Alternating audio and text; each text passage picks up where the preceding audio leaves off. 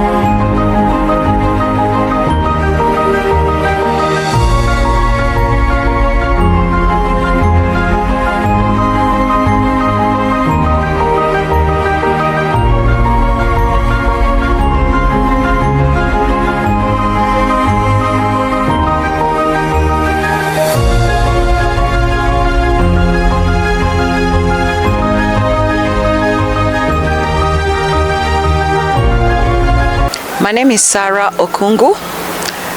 My father's name is Ongweni, and today it's a great privilege to be introducing Sarah's Foundation. Now, the objective of Sarah's Foundation, or motivation of Sarah's Foundation, is my sister Defense Naomi, who suffered autoimmune disease. And alongside that, unfortunately, she suffered 3 more strokes, which left her paralyzed on one side. I think it's on the left side. We've tried everything in offering physiotherapy to her, but it hasn't worked at all. She's, would say she's doing well now, but living with that disability, the paralysis that she got. It's part of her long-term condition that she has to live with. Now, as a sister, I've worked with my sister Naomi for over 10 years, if I'm not wrong, supporting her alongside my family and friends in ensuring that she gets the support, physiotherapy. And as we walked this journey, I met this beautiful lady here called Faith that has been offering physiotherapy to my sister Naomi in supporting her. And 2 years ago, I had a revelation. I'm a Christian, of starting something like this foundation today, where I can be able to support other locals who can benefit from my sister. My sister's name is Naomi. For those who are Christians, if you've read the Bible, the story of Naomi, she lost her 2 sons and her husband. That means she lost everything. She had to go back to her home. Yes, my sister had to come back to the village home to live with my mom because life was hard for her. And later on, Naomi in the Bible was restored. And she got restored because of her daughter-in-law, Ruth, that walked alongside her. So my motivation is from that story of the Bible, is the book of Ruth you can read. My best motivation is my sister Defense. I want something good to be remembered of my sister's condition. We are overwhelmed. It's been very hard as a family to see her in that condition. But as giving back to the community, we're using her condition in trying to understand how other people feel who are in that condition, especially in the community here, whereby people are not well off and are not easy or able to afford physiotherapy. And this is why Sarah's Foundation is starting. We'll be offering a community outreach physiotherapy to the community. Our main aim is to empower them, to make them feel valuable, that they have something to give back also to the community. by making them feel loved and accepted by offering this outreach. The services that our locals or the beneficiaries will be receiving from the Saras Foundation, we are working alongside the lead, who is Faith, lead rehab for the local area. So she will be leading on that. There will be physiotherapy, there will be measuring on mental health awareness. Rehabilitation services. That's what we'll be working on. That's what the beneficiaries will be benefiting from. And mental health well-being will be one of the major things that we'll be offering to their locals. Doing a piloting program for 6 months, and we've already gotten 42 people. Actually, we have more than that, but we are starting with 42 for the first 6 months piloting program going. My desire, my request to the government, the Ministry of Health, if they can make such rehabilitation services easily accessible, as from the crowd that we have today, most of them are not well off. They are literally poor. So they cannot be able to access such kind of services. I remember the list that I could afford for my sister, one visit was like about 3,000 shillings. Not everybody is able to afford 3,000 shillings. If we can have a community outreach also from the government to reach out to the locals, it will be beneficial and support the locals. Yes, Saras Foundation is ready to expand. As we talk of, my brother was mentioning to me about someone in Kericho that is interested in having such services. I'm giving back to my community with my nephew here and my brother here. And for me, the seed I'm planting is for people to also desire to give back to the community. We cannot just wait for the government. So if you wish to be part of Saras Foundation, I'm ready to support you in starting the same in your area so that we can be able to reach easily to our people. I'm called Award Faith, County Rehab Coordinator, Kakamega County, Department of Health. I'm here today under courtesy of Saras Foundation, having been involved as one of them because I used to attend to her sister Defense, who is one of greater motivator of her starting the foundation. So Saras Foundation comes in and with a very good model that is community-based rehabilitation. This is taking the community rehabilitation services to the community. There are many people out there, especially in this village of Ngairwe, having several disability cases who will benefit under this program Saras Foundation because it's a CBR model. Under CBR model, there is all inclusion, issue with mental, issue with all cases of rehabilitation,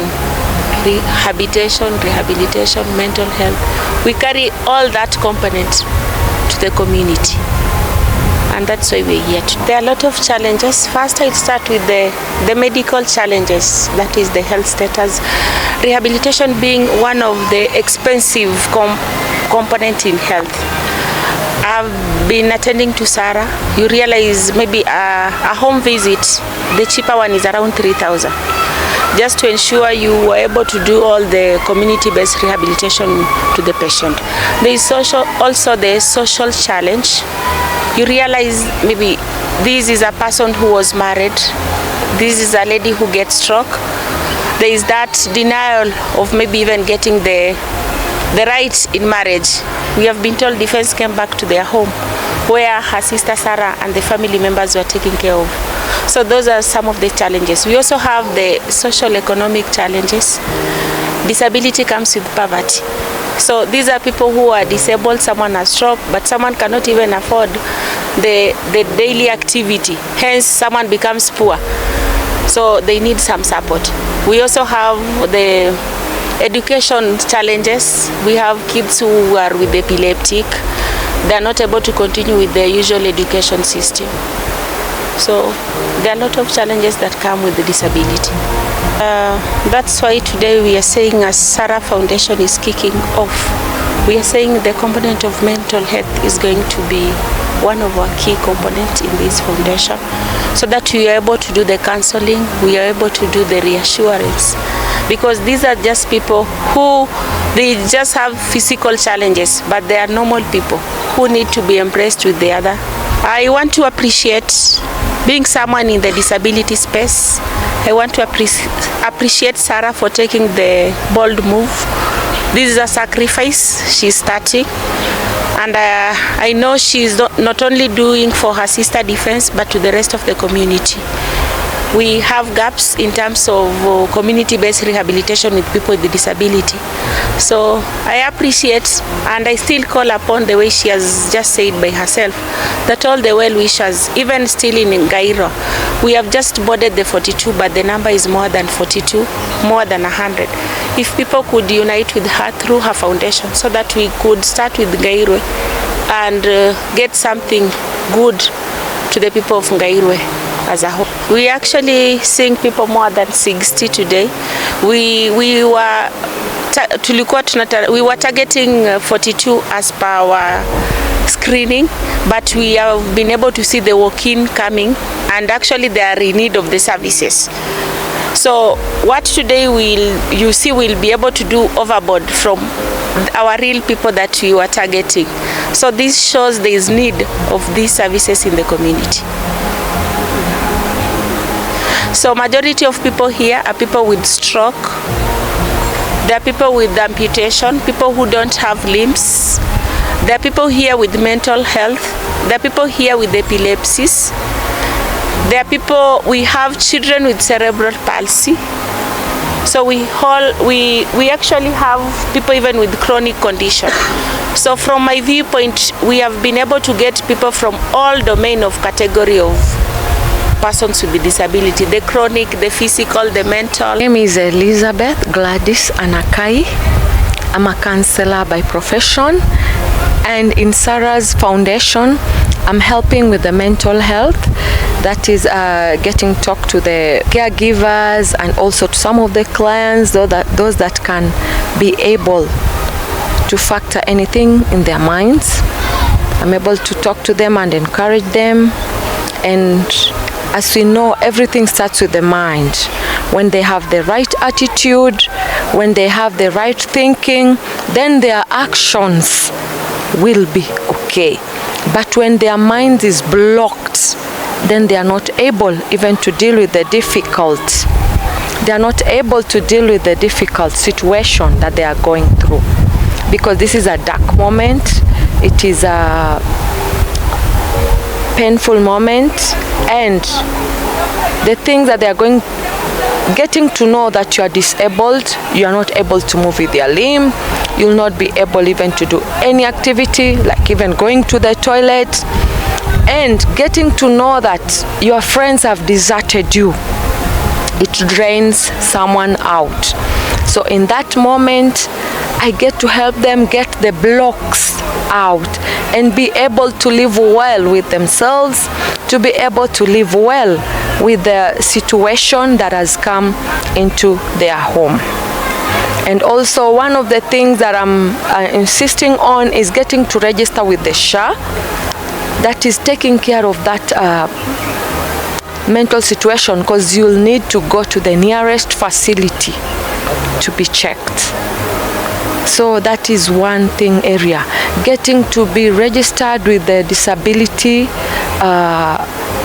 unit, getting to know the networks, where to get help, where to get this kind of help, where to get, if it's medicine, they should know where to get it.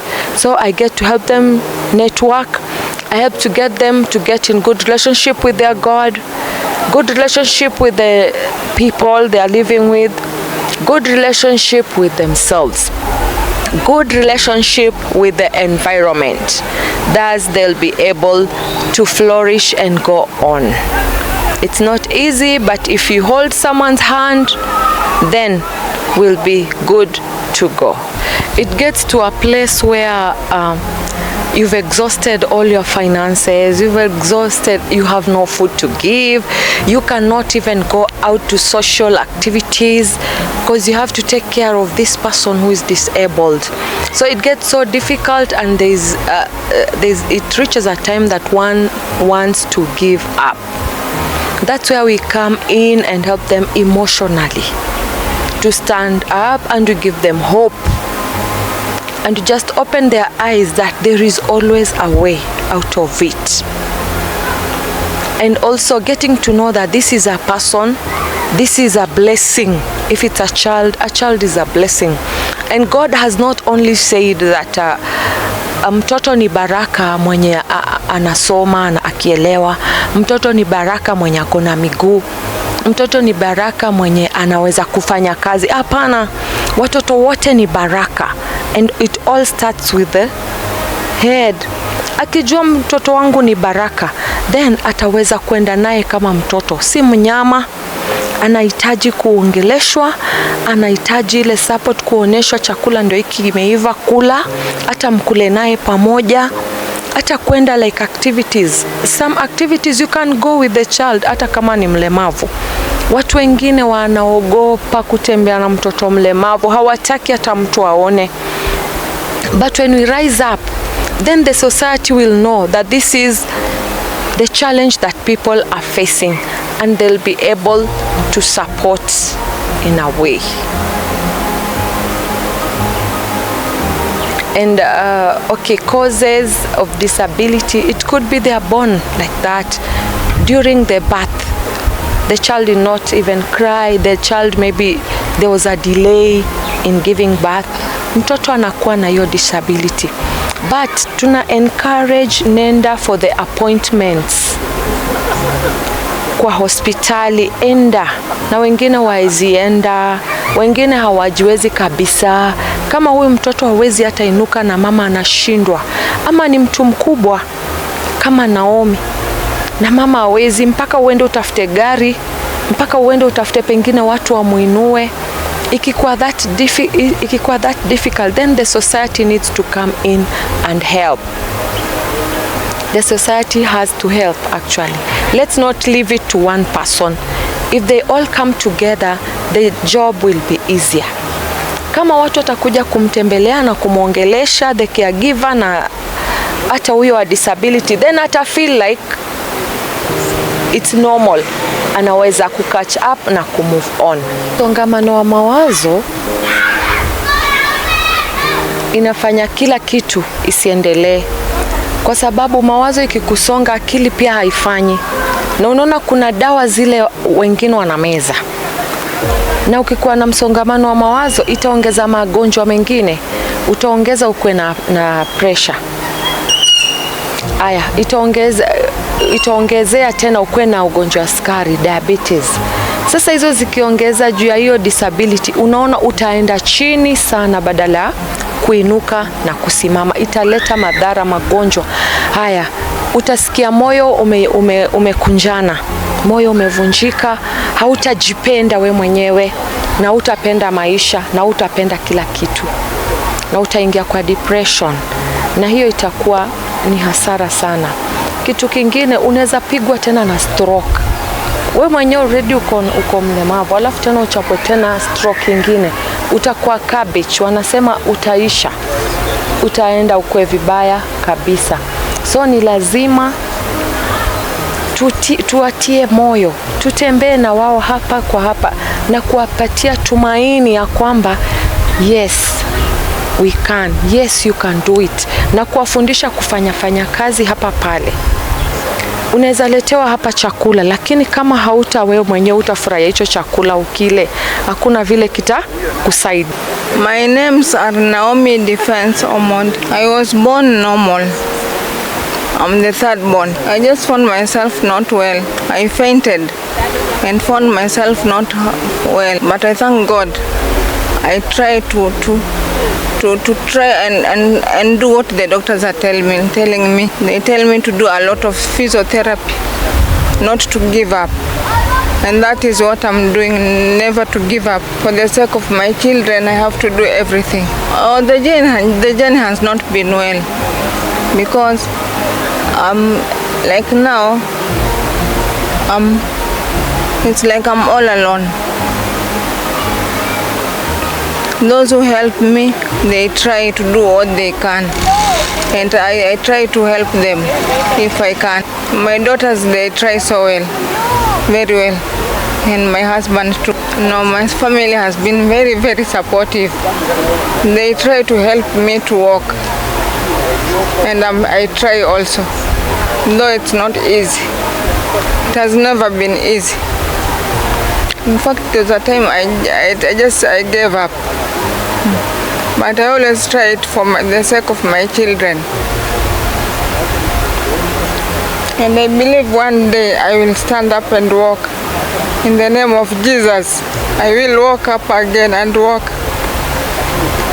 I will walk again. That is my prayer, and I believe so.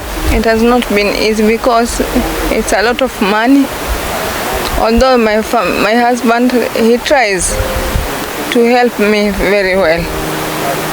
My children also, they try, and I love them. My son, he tries, and at least at times they give up. But I believe I will walk, and I will walk in. I will not give. I have never given up. I have never. I believe one day I will stand up and walk. Yeah, it has been long. It has been almost 6 years. Yeah, I was really pleased when my sister came. In fact, leave alone that when I saw her, I wanted to stand up and walk, but I could not. When I saw her, I wanted to stand up and run and hug her, but I just remembered, no, I cannot. So I just stayed. She came and hugged. They try. I can't say that they are not. They're trying. They're trying at least to help people like me to stabilize and to help myself. I'm just praying not to give up. Never give up. Myself, I've not given up. I believe in Jesus. I will walk one day. Like my physician, my doctor, she told me, try and help yourself so that we can go to Mombasa. Yeah, she told me that, and I'm trying so far. So I'm trying so that I may go to Mombasa with her. My hobby is cooking. I like cook. In fact, I did catering. And I like cooking so much. In fact, in Nairobi, where I used to live, I used to cook. Like when she's not here. I cooked in her wedding. I made a cake for her, for the wedding and everything. But I've not given up. Faith is very, very important to my life. Not to give up. You know, if you give up, you are dead. But if you don't give up, like myself, I've said, no, I'll not give up. Whichever comes, I will not give up. I will do what I'm taught. Shosha, that one I don't know. If you can ask my mom. Yeah, she can tell you that. My sister Sarah. I love her. She has really helped me to come with all this here. I'm really happy for her. I know she stays very far in the UK, but I'm praying for her not to give up. I will not give up, and also her, she has come to help me. I'm really happy. Mimi naitwa Florence Nyongeso Omondi, na mimi ni mama wa Naomi Defense. Naomi Defense alizaliwa 1972 kiwa mtoto very healthy, akakuwa vizuri. Akamaliza form 4, akatrain catering, akamaliza, akaolewa. Baada ya kuolewa alianza kufanya kazi yake ya catering, akafanya kazi vizuri sana na alikuwa akitusaidia sana sana sana, lakini 2017 alipigwa na stroke, akapelekwa hospitali na daktari ule walikutana naye hakufanya kazi mzuri, aliwafukuza akawaambia rudini nyumbani. Sasa wakarudi nyumbani, kufika asubuhi sasa hajiwezi, wakimrudisha hospitali alikuwa hajiwezi. Sasa kuanzia wakati 2017 mpaka sasa tumejaribu kuona madaktari, maprofesa, lakini haikuwezekana. Tumejaribu ya kienyeji kwamba babalawari, haikuwezekana. Tumejaribu fisio imeendelea, akakunjuka akawa mzuri, akapaki kwa wheelchair. Na katika yote huwa tunaomba Mungu tu, tunasema Mungu asimame na yeye afanye mapenzi yake, kwa sababu tumejaribu kama familia, tumejaribu kama marafiki zetu, ndugu zetu, lakini haikuwezekana. Bwana yake pia alijaribu mwanzo, ndiye alimpeleka kwa madaktari wakubwa, lakini haikuwezekana. Sasa tumekaa naye hapa nyumbani, lakini last October 13th bwana yake alikuja akamchukua. Sasa ako kwake na bwana yake na mke mwenzake. Mke mwenzake aliletwa wakati huyo alikuwa hajiwezi, na huyo msichana amekuwa mzuri, ndiye anamhudumia vizuri, anamtunza. Kwa hivyo dada yake akaona afungue kitu kinaweza kumsaidia, na akasema hatafungua kwa ajili ya defense peke yake, atafungua kwa ajili ya community wote pia wapate msaada. Kwa hivyo tumekuwa tukiomba Mungu atende, na last 2 weeks tuliona Daktari Faith akija akisema ana launch, basi na akasema kuna siku atakuja. Kwa hivyo wiki hii Sara alitoka ng'ambo akaja, na tuko naye hapa nyumbani kwa siku kidogo.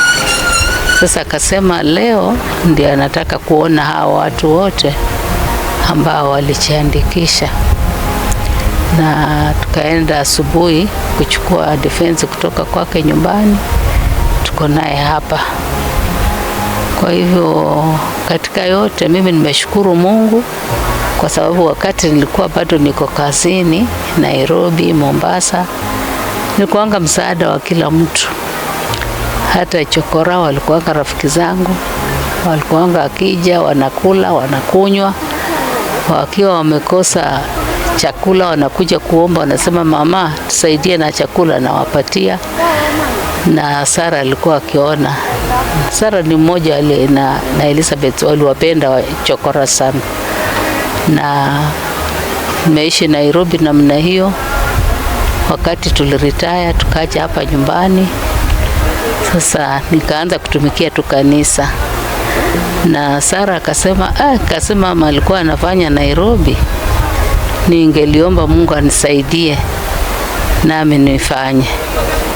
Kwa hivyo sasa ndio hii leo inaonekana kwa matendo, na zaidi ya yote sisi tunamshukuru Mungu tu, tunaomba Mungu tu asimame nasi, atuendeleze na atusaidie hii kitu iendelee mbele, isiche ikakoma, na ikiwezekana tupate hata wafadhili wengine wanaweza kutusaidia ili tuendelee mbele na tusaidie community kwa jumla. Kwa hivyo langu ni kusema Mungu amesikia kilio changu na amesikia kilio chetu as a family, na tunafuraha kwa sababu siku ya leo ni siku kuu katika maisha yetu, na yote namwachia Mungu atende. Kwa hivyo hayo ndio niko nayo, na msichana wangu tunaongea, tunapika story, lakini kusimama ndio hawezi, lakini ana furaha. Hilo linatupatianga moyo. Natumaini ya kwamba siku moja Mungu atatenda. Sara akiwa mdogo alikuwa mkakamavu, mtoto anajali wenzake. Hata nakumbuka mwaka wa 80 njaa iliingia na ikawa ni kufunga foleni ya unga. Sara alichukuanga ndugu yake na sisters wake wawili, huyu mgonjwa na Elizabeth, wanaenda kwa laini na ana fight paka napata unga analeta. Na amekuwa hivyo wakati alikuwa shuleni, alifanya bidii, na alipoingia secondary school akawa na changamoto sababu aliingia shule ya Catholic, na wakati wa Catholic walikuwa hawajaelewa mambo ya wokovu. Sasa Sara alikuwa akiwaambia mimi nimeokoka, nampenda Yesu, nimekataa dhambi, na wanasema hapana, huyu ni mlevi. Wakamletea shida mingi mpaka ikafika wakati nikatoka Nairobi nikaja kwa shule. Nilipouliza mwalimu, nikamwambia mwalimu, mimi nilikuletea mtoto unitunzie umsomesha ama nilikuletea upeleka alewe? Vile unasemanga yeye ni mlevi. Thank you. My name is Martin Owino and we are here to celebrate this day as we initiate the Sara Foundations, and we are going to make a milestone moving into the future, and we signify this day by planting trees. And as you see, we have got various trees here, and our focus is we plant trees that also will give us food, because just from what we have seen and what we have experienced today, nutrition is also an element, and we are using this opportunity to sensitize the community that each person today will plant a tree to mark the beginning of the milestone of what foundation is going to do moving into the future. We are planting these trees, and especially the fruits. Why? Because we want also to address the nutrition aspect of this, even as we launch our foundations to deal with the matters disabilities, and we know nutrition plays a very key component. So and that's why, as we are here today, we want each and every participant today to plant a tree, and this tree will also be used as food, because tree is also medicine. My name is Eliud Ongweni. Sara is my sister. Defense is also my sister. So we are here today as a family to support Sara, my sister, as she starts this foundation in commemoration of our sister Naomi, and also to assist the larger community as a whole.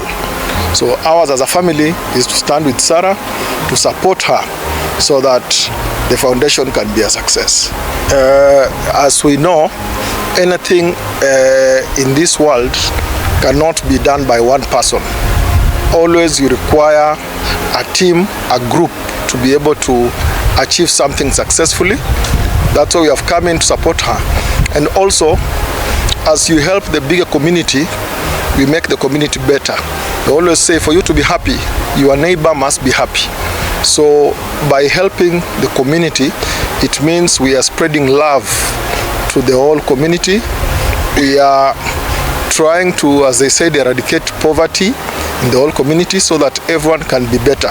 And that's why we feel that as much as our sister Defense has to live with the disability, because we tried what we could, and it is where she is, but we want to try and ensure that others in her position do not end up being in permanent disability. If they can be saved or assisted, it will be much better, and that's why we support this foundation. Kwa majina mimi naitwa Shaban Ochola. Mimi niliumia mwaka wa 2009. Nilikuwa nafanya kibarua kule Nairobi, nikapata shida, nilianguka kutoka ghorofa, spinal ikakatika. Sasa ikawa movement imesimamia hapo, siwezi kufanya kazi yoyote, nimebaki ni kubebwa, na vile vile hali pia ya maisha imekuwa ni ngumu.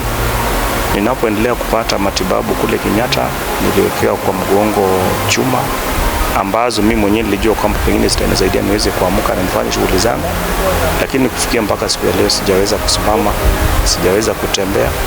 So ninapitia hali ngumu ya maisha.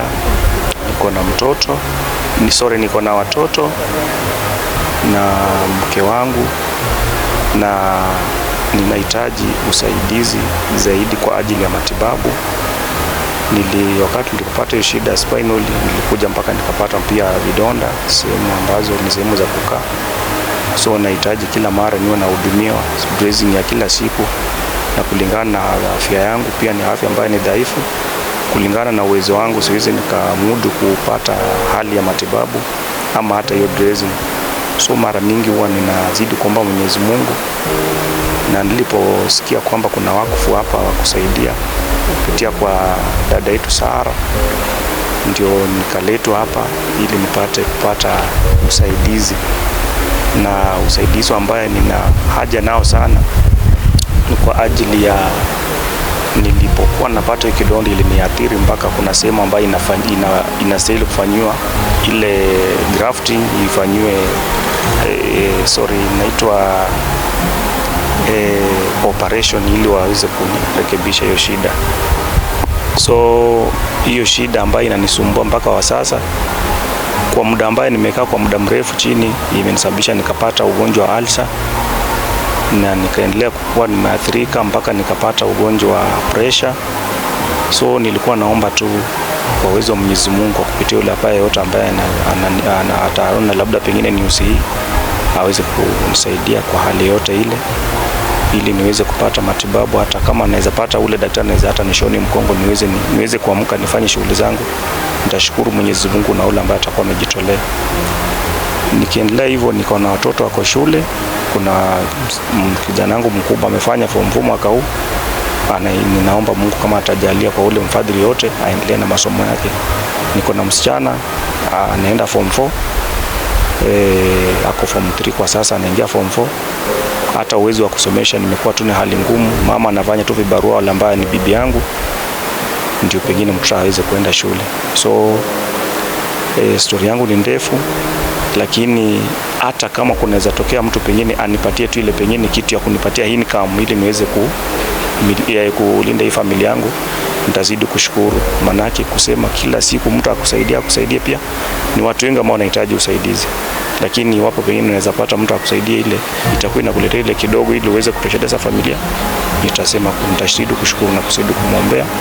Mimi kwa majina naitwa Pascal Kia Ohala.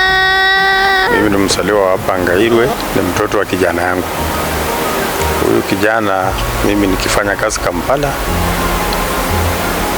nilimlete ajifunze kazi. Baada ya kumaliza kujifunza, alianza kufanya kibarua yake mwenyewe kwa mikono yake. Yeye ni mtu wa stima, na mimi nikaretire 2016. Mimi narudi hapa nyumbani, kamwacha huko. Mwacha ndipo kulitokea hiyo maneno ya kupata huyu mtoto. Alipopata huyu mtoto, sisi hatukuelewa, na mama ya huyu mtoto najua hata sisi hatumjui. Sasa alipokuja hapo kutupiwa mtoto kama ana mwaka mmoja, alihangaika mahali pa kupeleka mtoto, akaona kila mahali anamwambia mtoto kama huyo sisi hatuchukui. Na mama yake kwao tena ni mbali, kutoka Kampala town kwenda Muvende ni mbali. Sasa ikabidi apikie mama yake huyu simu, mama, nimetipua mtoto, tafadhali kuja uchukue, sina vile nitaenda kazi ya wenyewe. Ndio sasa hiyo ikatufikia sisi kuwa na huyo mtoto mpaka wakati huu naona tuko naye hivi. Baada ya miezi 3, 4, 5 baba yake alipata accident. ya pikipiki huko Kampala, akalazwa kama saa hizi siku 6, siku ya 7 ndio walipotoa wakimweka kwa kitanda. Alimaliza hospitali miezi 6 bila kutoka. Alipopata nafuu akarudi hapa nyumbani tena, kurudi tena nikapata ako na msiba wengine ya mwanamke. Kukaa hapa kidogo, alitoka atanaenda kutafuta kazi tena kufanya. Unajua mahali mtu amezoea, anatakana tu tena arudi huko. Na sasa yako huko Kampala. Sasa nikimwambia rudi, ananiambia sina hata transport.